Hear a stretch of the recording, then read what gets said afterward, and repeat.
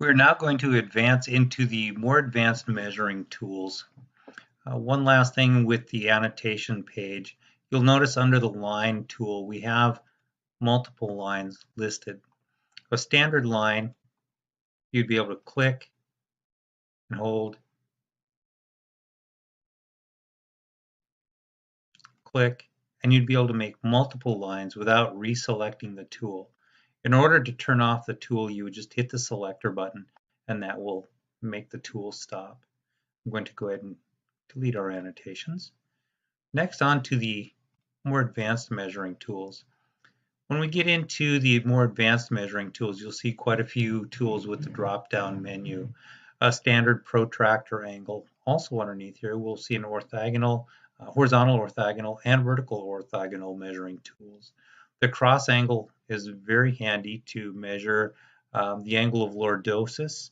Let's get into a lateral lumbar here. So we have a lateral lumbar. In order to measure the angle of lordosis between L1 and L5, we would want to use the cross angle, drop a line down, click, and bring it down a little bit. And then, whoop, my apologies, it was the wrong angle. Let's go back to the cross angle. So we're going to come down the back of L1, up to back of L5, and we're going to be able to make a measurement to see what that angle is. I'm going to delete that angle now. Underneath the cross angle, you'll also see cross angle with 3 lines, 5 lines, and unlimited lines. If we go to an A to P view, we can use more than one line to create more than one angle. And you'll notice that whichever way the the smaller part of the angle is, that's which way the lines point. And you can do that to unlimited lines. We have an axis angle to find the middle of 4 points. The middle angle is also a very handy tool if you wanted to find an angle from a perfectly straight line.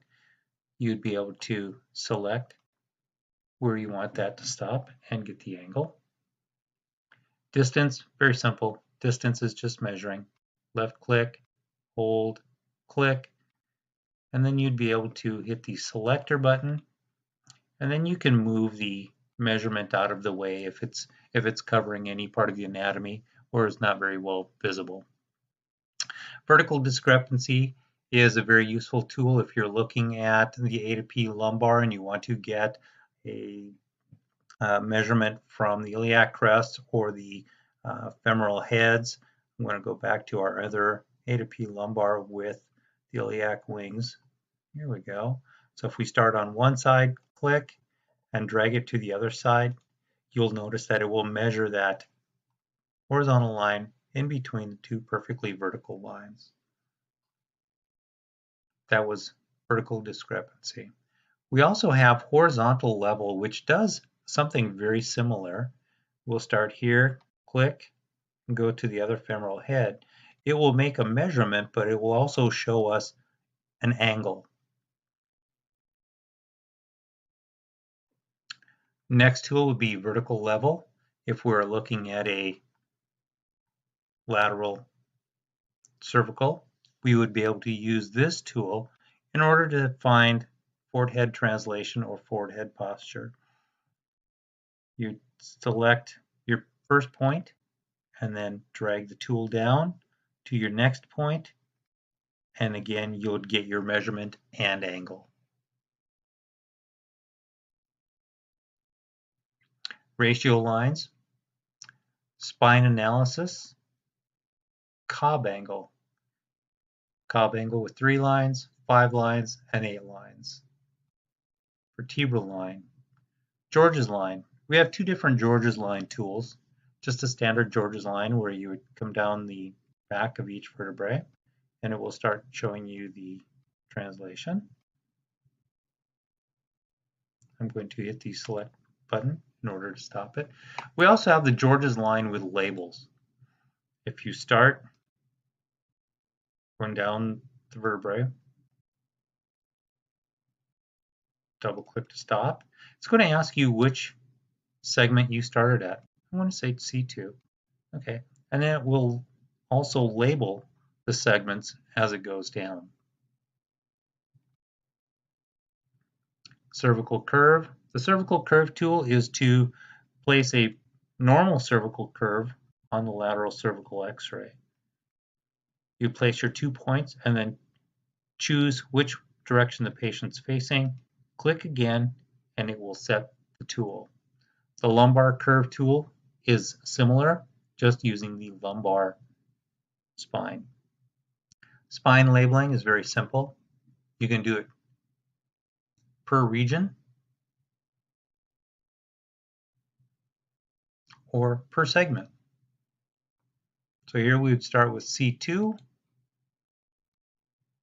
and click on each vertebrae, double click when we're done, and hit the selector. Pelvic parameter spondylolisthesis, that's a really good tool. Let's get into a lateral lumbar.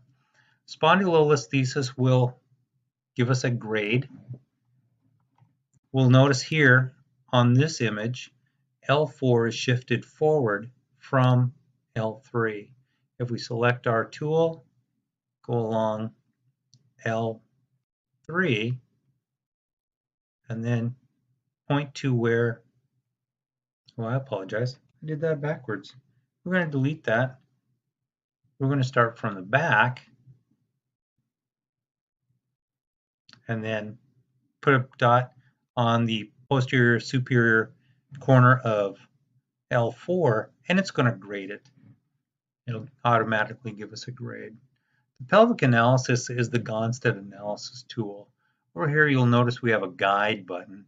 If we click on the pelvic analysis tool for Gonstead, let me get back to our A to P lumbar, and I'm going to delete the annotations so we can start over.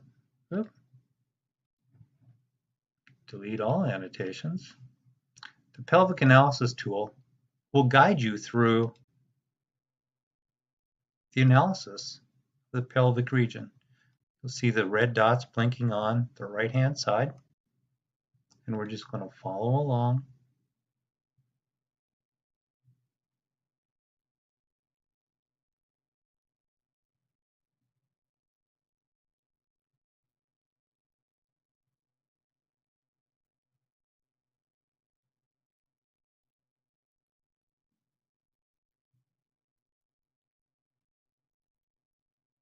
You cannot see the outer part of the iliac wing. That's probably about right there. One more click there, the other iliac wing, and there we go. There's our annotations. This concludes the advanced measurement tools for the Qxlink viewer.